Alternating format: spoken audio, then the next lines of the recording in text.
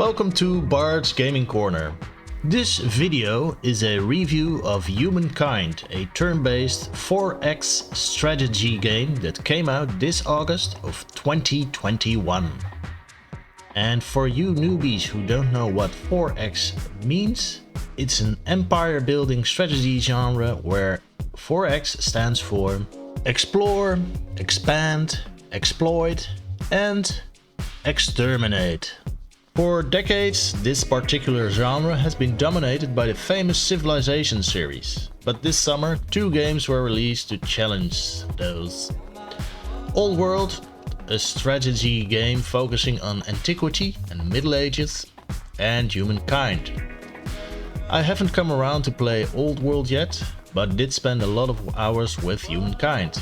So let's see what it's all about. Game info and setting. Humankind is a turn-based strategy game that developed by Amplitude and published by Sega. Like Civilization, you build an empire starting out with a small band of nomads in the Neolithic Stone Age and work your way all the way through human history until you have a mighty nation, the envy of everyone in the modern age. The setting, of course, is Earth. Well, at least a different map of Earth with each new save. Humankind does one thing completely different compared to Civilization. Instead of picking one nation from the start and staying with them the whole game, you pick a new nation at the start of each new time period. Each nation has their own characteristics that will help you the way you want to play for that particular time period. So for instance, the Babylonians during antiquity are great scientists, while the Celts during the classical period are excellent farmers. In one playthrough I picked the aggressive Assyrians, which helped me spread my empire quite fast. During the classical period I picked the more science-oriented Persians. During medieval times the English, and when it became time to explore the seas I picked the seafaring Dutch. It is a fun and original way to change the focus of your empire every now and then. In one period you will be the local warmonger and the next a beacon of scientific enlightenment. Gameplay. Overall, the gameplay of Humankind is much like any typical turn-based strategy game. You start with one unit of scouts on a map that you need to explore, with landscapes like deserts, grasslands, rivers, mountains and resources like horses and iron, etc. And of course there are some luxury resources. You let your scouts loose on the world, exploring the map, fighting wildlife and competing bands of nomads, and start building outposts, the tiny beginnings of your empire. Those outposts can be developed into full-fledged cities over time, but there is a limit to that, depending on which nation and in what time period you are. You can't build an unlimited number of cities right from the start. Almost any type of unit can build an outpost, be it scout, archer, warrior, etc. In order to build outposts and develop them into cities, you need a resource called influence. There are 5 main types of resources in the game.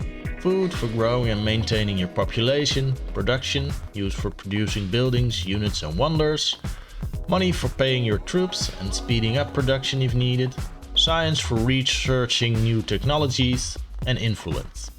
Influence is both used for building outposts and cities, for getting new civics, and for claiming wonders.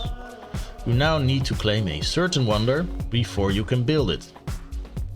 The advantage here is that no other nation than yours can build that particular wonder. So if for instance you claim Stonehenge, you are the only one who can actually build it. One thing I really liked about Humankind are the mini battles. Every time you fight an enemy unit, the map switches to a small tactical battlefield where you can either duke it out in a limited number of turns or let the IA handle things in auto-resolve. That way, even when the odds are against you, there's still a small chance you can win. While overall this is a pretty good rendition of a 4X strategy game, Humankind has its flaws. There are still some bugs in the game. Sometimes when ending a turn the game will freeze, and this happens at the end of an unresolved battle as well at times.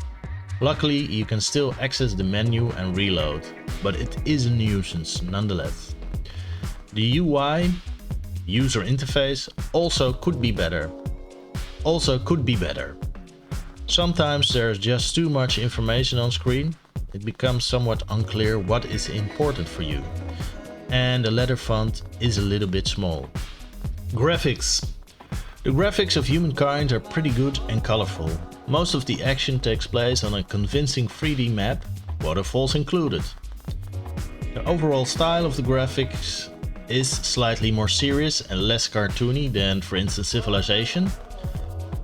And the cutscenes are well done and entertaining, but don't expect 3D roller coasters such as in Baldur's Gate 3. Sound. Soundtrack and effects all do the job. They are well done, but especially the soundtrack is not very memorable. In a game like Humankind you normally wouldn't expect much spoken dialogue, but there is a narrator who guides you through the game. An excellent voice actor who's rather tongue-in-cheek as well. For instance, when you pick the Assyrians, a very aggressive nation, he tells you, "You're not going to be very nice neighbors, are you?" Conclusion. After spending many an hour on Humankind, I can say overall this is a pretty decent strategy game. But it's not excellent. Yet. Gameplay, graphics, sound are all well done. There are some features in this game that are unique compared to the competition. But it still has some flaws to work out. And there is something else I can't quite put my finger on. With great turn-based strategy games, you get the just one more turn effect, meaning it's hard to stop playing. With Humankind, sometimes you get that vibe and sometimes you don't. For me, I could find myself playing this game for a couple of hours and just putting it away, and at other times I would play it longer.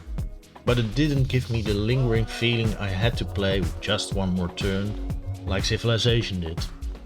I think that with a few tweaks and updates and maybe later on DLC, all that for instance fix the bugs, this game can become excellent. However, I give Humankind a score of 7 out of 10.